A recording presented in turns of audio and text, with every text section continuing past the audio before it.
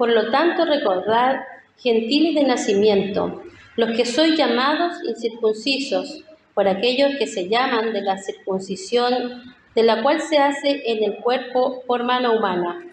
Recordad que en ese entonces estabais separados de Cristo, excluidos de la ciudadanía de Israel y ajenos a los pactos de la promesa, sin esperanza y sin Dios en el mundo.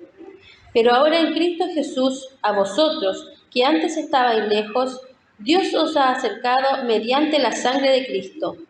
Porque Cristo es nuestra paz.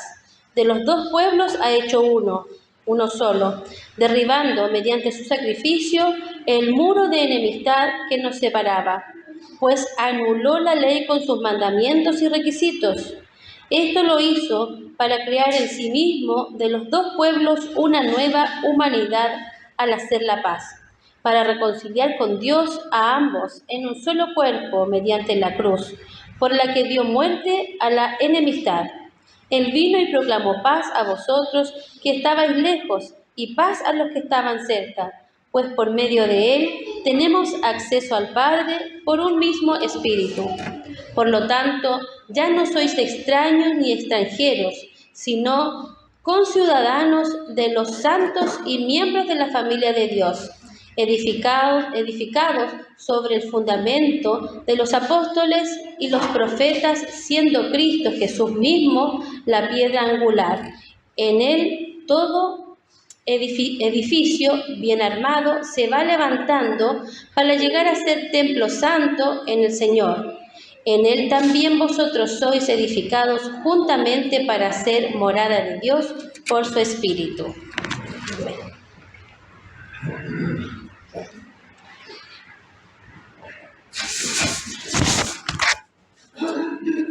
Este es un texto muy rico, con muchos matices para profundizar, para sumergirte y analizarlo. Pero esta semana, además de ser un texto rico, en el que puedes profundizar en muchas cosas, lo cotejaba, lo comprobaba o lo estudiaba en distintas versiones, por lo cual los matices, los colores te llaman mucho la atención, descubres muchas cosas, ¿no? Que a lo mejor en una versión se te pasa como de largo y en otra te llaman más la atención y te das cuenta de la riqueza que hay ahí.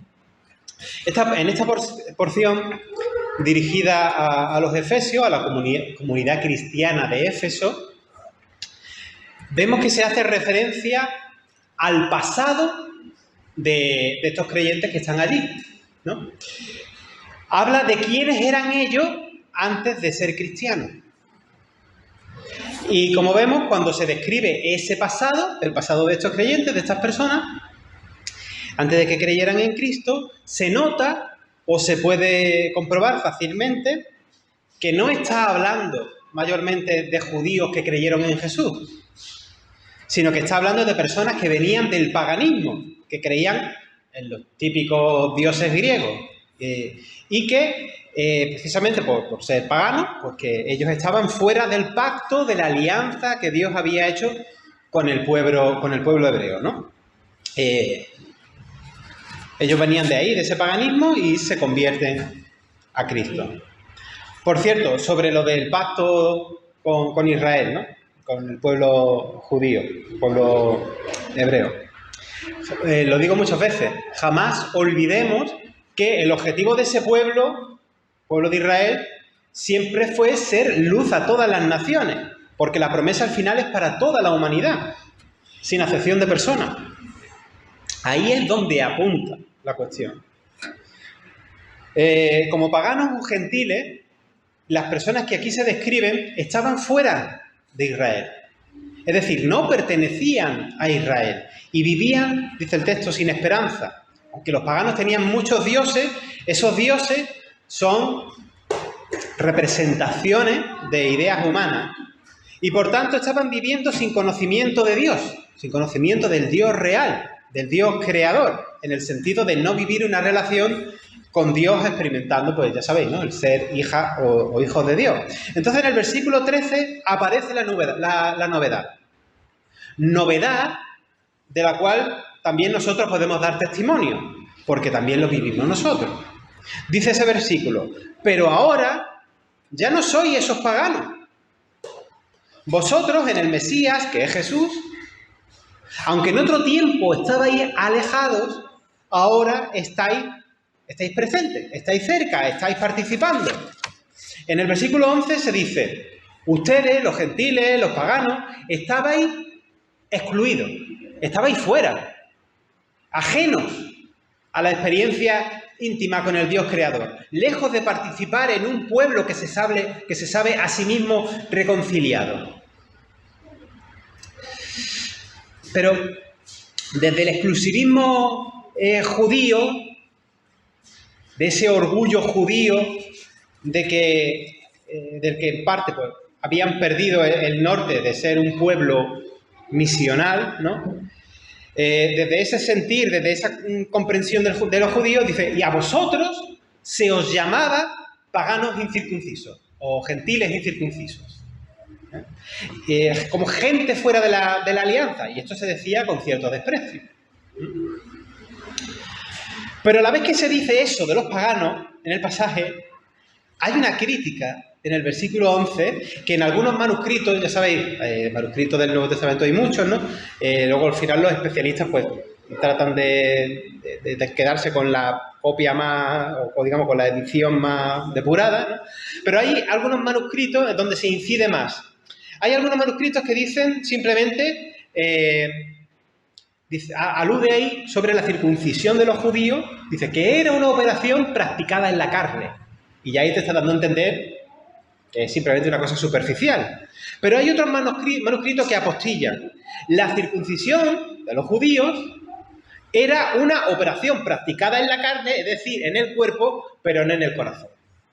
Es decir, por lo tanto, hay una crítica a ese sentimiento nacionalista judío, de decir, nosotros somos el pueblo de Dios, nosotros somos los mejores, ¿no? Y todos los demás son un asco porque no son el pueblo de Dios. Ya digo que se había perdido un poco el norte. Y sin embargo, lo que está diciendo el pasaje es que la buena noticia del Evangelio, lo que se introduce en el mundo a través de Cristo, es tanto para los paganos que estaban fuera del pacto, como para los judíos que tenían completamente su norte bastante perdido. Y de hecho ya lo hemos comentado muchas veces y antes estaba haciendo un poco hincapié en eso, y este texto tiene relación con eso también, de que el pueblo judío no cumplió la misión que tenía de bendecir a todas las familias de la tierra. No cumplió la misión que tenía de ser luz a las naciones, estaba diciendo antes. Sino que el pueblo se encerró en sí mismo, en su identidad. Y fue esa luz debajo del almud que luego Jesús critica. Se distorsionó su razón de ser, convirtiéndose en otra cosa distinta a lo que estaba llamado a ser.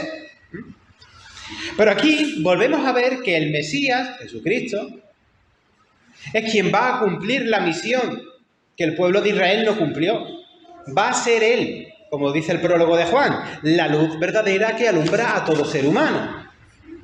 Va a ser Él quien al fin, pues va a ser la luz de las naciones. Y en consecuencia ahora, la Iglesia, nosotros, seguimos siendo esa luz y sal en el mundo, ¿verdad? Por tanto, el anuncio de Jesús, dice el versículo 17, no es, leamos bien, no es solamente para los gentiles que estaban fuera, como se estaba diciendo en un principio. Es para los judíos que estaban cerca y poniéndose la medallita de que estaban muy cerca, pero en verdad estaban fuera, de corazón estaban fuera también. Y en este pasaje vamos a ver una parte de lo que significa el resultado de esa luz que tenía que llegar. Y lo primero que descubrimos, yo creo que ya lo estamos viendo, es que la salvación mesiánica, la salvación de Dios que viene por medio de Jesús, el Mesías, no es una salvación cerrada. Los que muchas veces somos cerrados somos nosotros.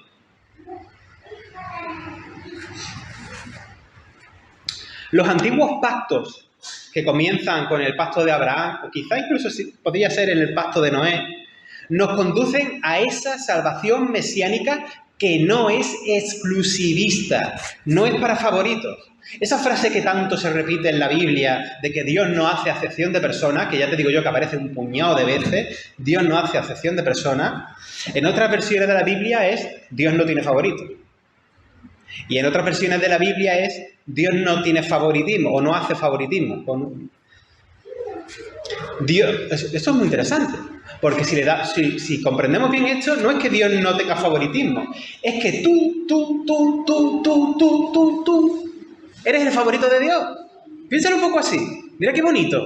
Mira cuánto te quiere. No en exclusiva, ¿eh? Cuidado. No en exclusiva. Pero imagínate en ese amor tan grande, tan íntimo, ¿no? Dios venido a nosotros por amor en la persona de Cristo, aquel el que caminaba por aquellas calzadas polvorientas, ¿no? Aquel que desde el principio se fue dando por los dolores de la gente que se cruzaba en el camino, los dolores espirituales de gente que venía con sus angustias, con sus cosas, los dolores físicos de este, del otro, del leproso, del no sé quién, ¿eh? Dolores de distintos tipos. Ese es Jesús que se iba dando a sí mismo, hasta que su amor le lleva a experimentar todo el rechazo del sistema del mundo, el rechazo del poder de este mundo, incluyendo lo que tuvo que ser bastante duro, el rechazo de la propia religión institucionalizada, que eran los entendidos, el templo, los fariseos, que eran los que tenían que darse cuenta de quién era él, también la rechazaban. Aquello tuvo que ser terrible, ¿eh? Y que le conducen a morir a una muerte vergonzosa y escandalosa, que es la muerte que tenían los criminales, ¿eh? Los que eran los contrarios al imperio, esa es la muerte que le dieron a él en una cruz.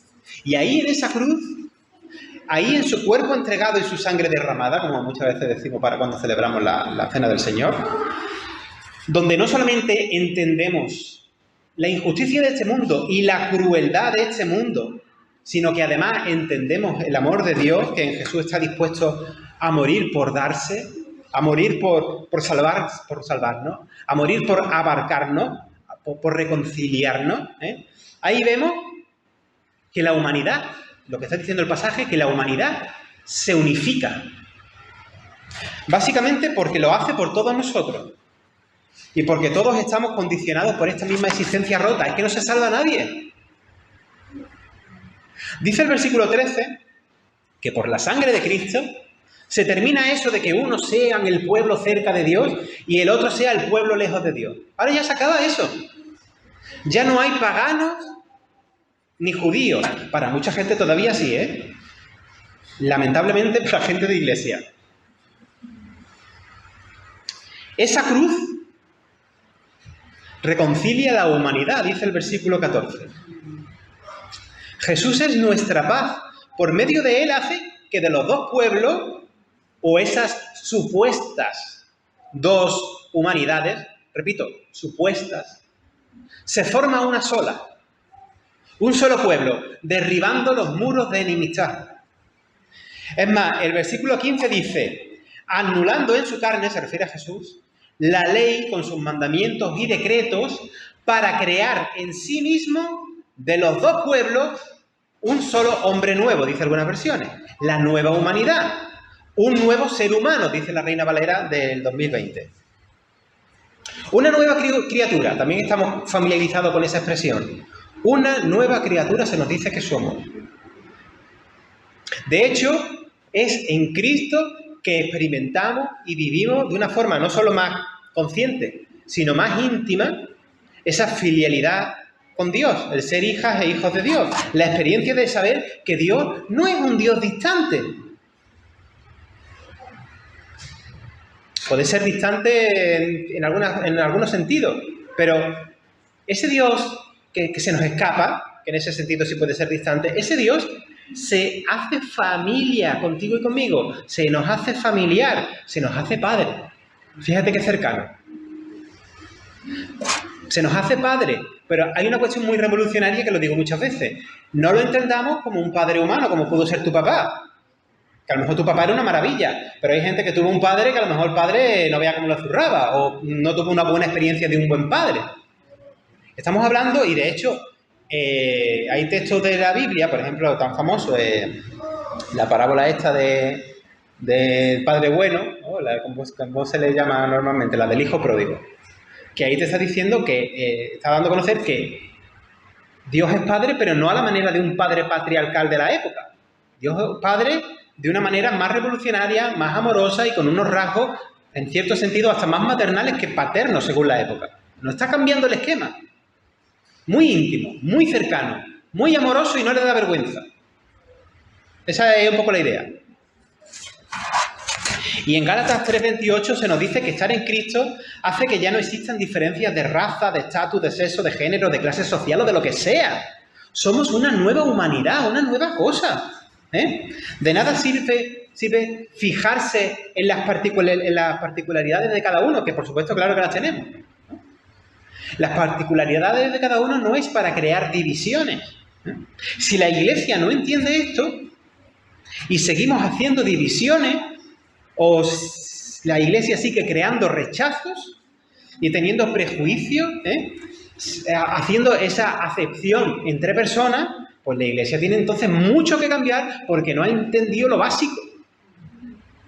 Y estamos hablando de su seno, no ya hacia afuera, que es donde está el desafío, sino para adentro. Ahí tela marinera, si no lo hemos entendido. Y el concepto es grande.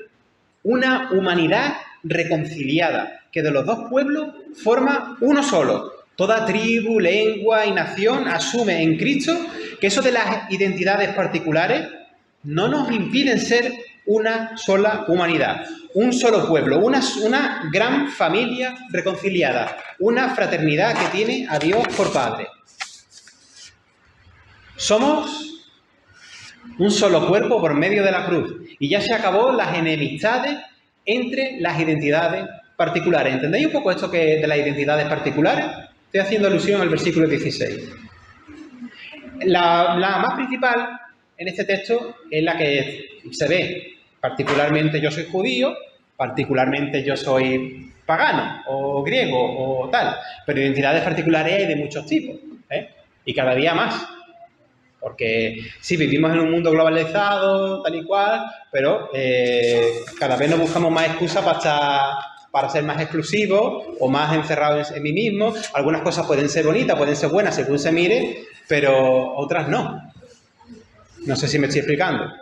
Y hay expresiones culturales que no tienen por qué ser divisiones, pero uno lo puede vivir como divisiones. Hoy en día, con todas las tribus urbanas, no, yo soy heavy metal, o yo soy rapero, ¿no? ¿Sabéis por dónde cogeo yo, no? Pero eso se puede vivir como división y ruptura o no. Las identidades particulares no tienen por qué estar peleadas. En un cuerpo, y pensamos en un cuerpo claro que hay particularidades, ¿no? Y eso no hay por qué negarlo. Tengo los hombros, tengo los pies, ¿no? Tengo las manos, tengo órganos, ¿no? Pero, también lo dice Pablo en una de sus epístolas, ¿no? Pero funciona el cuerpo coherentemente como una sola cosa, ¿no? Pues así es la Iglesia, así es en la nueva humanidad, que es la nueva humanidad que participa ya en el reino de Dios. En esa nueva humanidad, claro que hay mujeres, o ya no soy mujeres, las que soy mujeres, o ya no soy hombre, lo que soy hombre. Claro que hay particularidades. Hay chinos, hay alemanes, hay yo qué sé, ¿no? Todavía hay judíos, evidentemente, que creen en Cristo. Hay etnias, ¿no? Evidentemente, Pero, aquí está la cuestión, en unión fraternal, como una misma cosa, un mismo pueblo, pero no un mismo pueblo en este concepto nuestro de pueblo, una misma familia.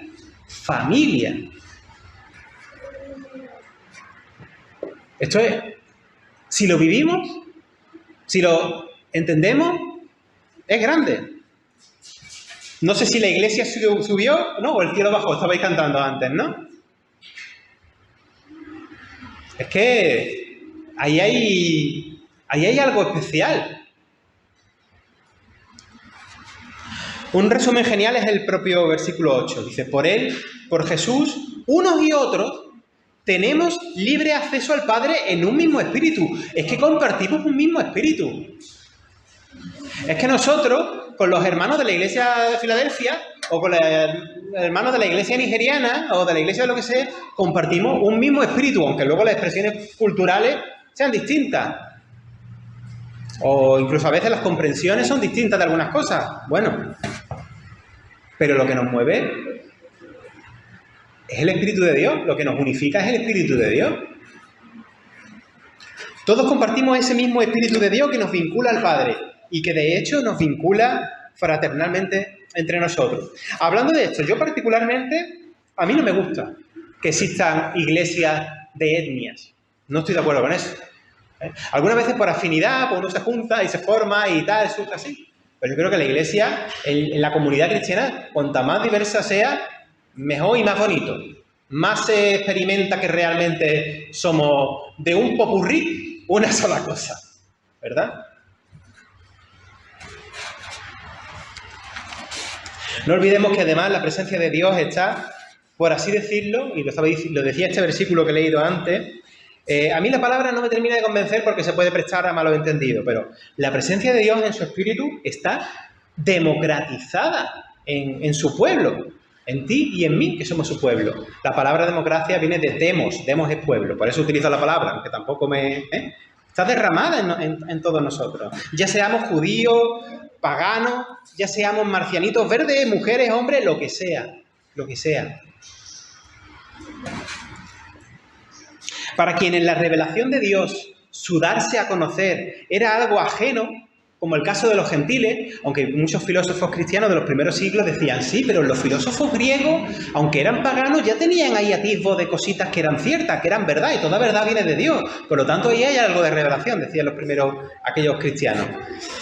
Y probablemente, hay una carta muy bonita también, no sé si la habéis leído, de un jefe indio.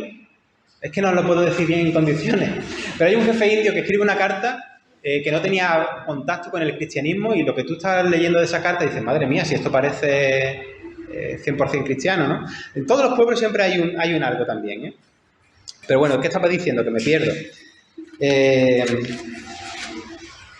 Eso, que para quienes la revelación de Dios, ese darse a conocer de Dios, era algo ajeno, como en el caso de los gentiles, ahora ya no son ajenos, ya no son extranjeros, forasteros, advenedizos, ahora están integrados en esa ciudadanía de los santos, dice el versículo 19. Por cierto, muchas veces, y yo en mi adolescencia, también os miro un poco a vosotros, en mi adolescencia eso de los santos, jolín, lo veía yo como una cosa muy lejana, dices que yo santo no soy. Yo en mi día a día, yo es que meto la pata, ¿cómo que la ciudadanía de los santos? ¿Cómo que yo estoy aquí metido en los santos? Si yo soy cualquier cosa menos un santo. Y también lo puedo decir ahora de pastor. Pero, ahora lo entiendo. Yo no soy santo por mí mismo. ¿Santo qué significa? Apartado. No soy yo el que me aparto, es el Señor el que me aparte, Me aparta. No me sale el vocabulario. La santidad que ve el Padre no es la tuya, por mucho que tú te esfuerces en llevar una vida correcta, apartada, ordenada, no es la tuya. No te pongas medallas. La santidad que el Padre ve en ti es la de Cristo. Mira tú qué cosa. ¿Cómo cambia aquí el panorama, eh? La carga esa de esto, que no aguanto, que me resbalo, que yo me tropiezo. Descansa, tranquilo, que esto no es cosa tuya, es cosa de Dios. Es Dios el que te ha puesto en esa ciudadanía apartada, no eres tú. Pero ahí estamos nosotros, ahí estás tú y estoy yo, en esa ciudadanía apartada por los méritos de Cristo. La Biblia de Jerusalén dice, ya no sois extraños ni forasteros, sino conciudadanos de los santos, y esto me parece muy bonito, y familiares de Dios. Miembros de la familia de Dios, dicen otras versiones, no me acuerdo cómo era esta que hemos leído. Familiares de Dios. Es cierto que las personas creyentes formamos parte de esa familia de Dios, pero esa familiaridad no es solo entre nosotros, como puede ser la fraternidad y el buen rollo que puede haber en un club, ¿no? Sino que somos familiares de Dios. Es ese concepto de filialidad, de hija e hijo de Dios. No porque tú ya lo pienses, yo soy hijo de Dios. No, es que Dios te ve como un hijo o como una hija. Esa es la razón también de por qué nosotros nos decimos hermana y hermano. Lo entendemos esa filialidad, por lo tanto, comprendemos ese hermanamiento que tenemos. Que, por cierto, repito, no lo veamos solamente como una cosa exclusiva de los cristianos. El hermanamiento va para afuera, hacia los que todavía no saben, no han descubierto esa filialidad con Dios, ¿vale? Es que me parece muy, muy, muy interesante. No es solo que tú te sientas que Dios es familia, es que Dios te ve a ti como familia querida.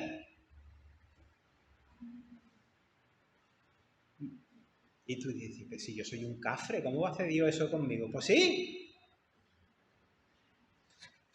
Cuando yo era más pequeño, en esa época era más frecuente llamar al culto que celebraba la comunidad cristiana, llamarlo reunión. Todavía se dice, ¿no? La reunión, vamos a la reunión, ¿no?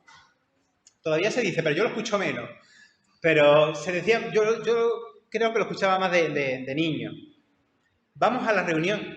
Y obviamente porque nos reunimos, ¿verdad?, en torno a Cristo, a la adoración común, al estudio de la palabra, ¿verdad?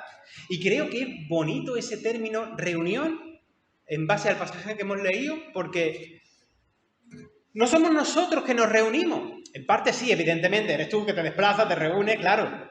Pero realmente ha sido Él, el propio Cristo, quien de personas muy distintas.